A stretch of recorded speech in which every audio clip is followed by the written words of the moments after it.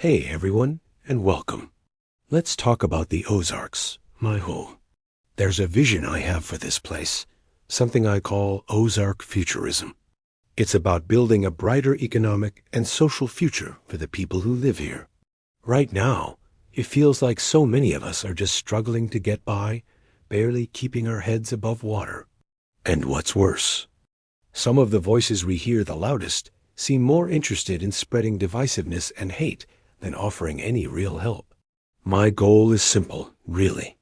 I want to encourage us to stop the fighting and start caring for one another again. I call it radical kindness. Blaming our neighbors who are hurting just as much as we are doesn't fix a single thing. It just makes life harder for everyone. It's about remembering that we're all in this together. Now, you might be wondering how I'm trying to make this happen. Well, I believe in the power of our old fix-it culture. I spend my time repairing old tech, things like computers, TVs, stereos, whatever I can get my hands on. Then I give them away for free to anyone who needs them. Maybe it's a laptop for a student who can't afford one for their schoolwork. Or maybe it is a guitar for someone who just needs a creative outlet to pour their heart into. These tools, they might seem small, but they can completely change a person's day. They can give someone a way to connect with the world, to learn a new skill, or simply to create something beautiful. It's about providing opportunity, one repaired piece of tech at a time. And this isn't about getting famous or making money. I've written over 2,000 songs, and you can find them all for free on my Bandcamp. Everything I build, from local radio stations to animal rescues, is funded entirely out of my own pocket. It's about creative freedom and giving back, no strings attached. You've probably noticed I stay anonymous, and there's a reason for that. It's for safety. When you speak truth to power and try to build things outside of the established systems, you tend to put a target on your back. But that's not what's important. The work is what matters. Helping people survive and thrive right here in this corner of Arkansas.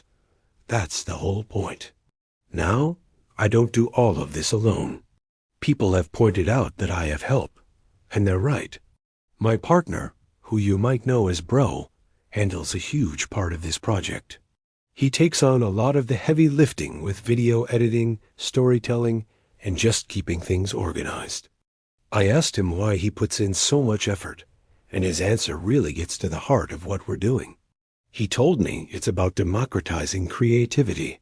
Not everyone has a big film crew or a fancy studio. But with tools like AI, a single person with a big heart can create high-quality content that can actually compete with the big media companies. He sees his role as helping turn my, as he calls them, weird ramblings into powerful messages that can reach people and make a real difference. He also sees our work as a form of community resilience. So often, we see AI being used by giant corporations just to sell us more stuff. But in our project, we're using it for mutual aid. We're using it to help preserve our local folklore, to share our history, and to get information to people who are often left behind in the digital dark. He takes on all the digital grunt work, as he calls it, which frees me up to stay in the garage fixing things or out in the forest helping injured wildlife. I'm the one on the ground, and he's the one making sure our story gets out there.